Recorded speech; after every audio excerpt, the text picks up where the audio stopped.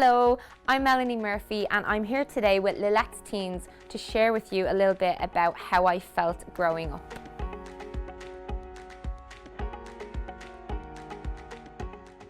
I think they were turbulent, but they were fun. I think that I often now look back and see it through rose-tinted glasses and I remember all the really good things. But then if I actually put myself back in those shoes, I remember all of the, the confusion and the frustration and all of that kind of stuff. So knowing that you come out of it on the other end with good memories of those times is a nice thing, because at the time I thought, oh, I'm gonna hate this forever, I can't wait to be 20. And now I look back and think like, oh, school was great.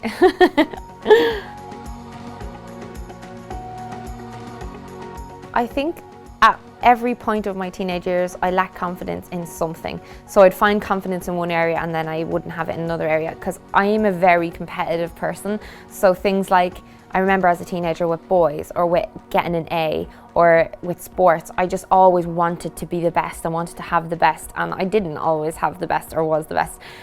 Like in sports, I wasn't very good, but I would still really want to be on the team and go to all the matches, but the other girls would make fun of how I run and I would never score all the points and I'd never kind of make us win the match kind of thing. But I still strove to be the best that I could, and I think it's normal to lack confidence in those things at that age, just because you don't have things figured out yet. You haven't had the experiences to grow from, so you kind of have to go through it. So there's no going over it, there's no going under, you just have to like, and you come out then thinking like, oh, okay, so from now on I know that I'm good at this, I know I'm not so good at this, and you just find yourself through those years. It's such an important period of like formative growth, I think.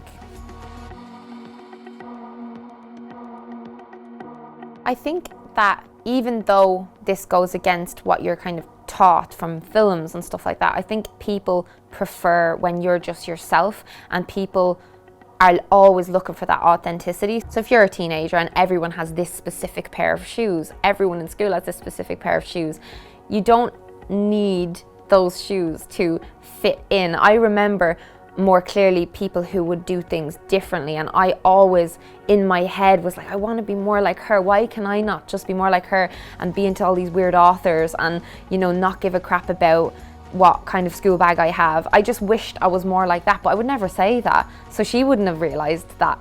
You know what I mean? So, but she just did her own thing, and I think it's important to do your own thing and take inspiration from lots of places. It's okay to take inspiration from, the girls who all look the same. That's fine. Or if you really feel like you'd be happier being like that, that's also fine. It's just, making sure that you're not only doing something to please other people. Just do what makes you feel comfortable and happy, and don't hold back your little quirks and things. I feel like you need to let them shine through, and you'll have more friends and people will like you more if you just be who you are.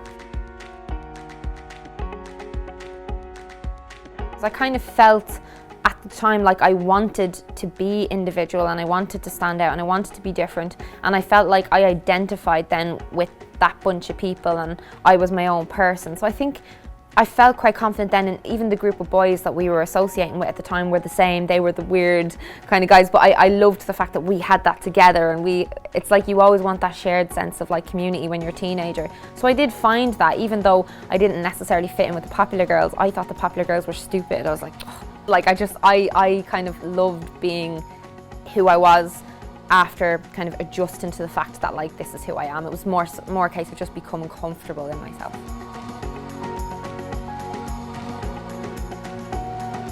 I think it's okay. It's totally okay for your friend to be really great at something that you're not, because you're going to be really great at something that she's not great at.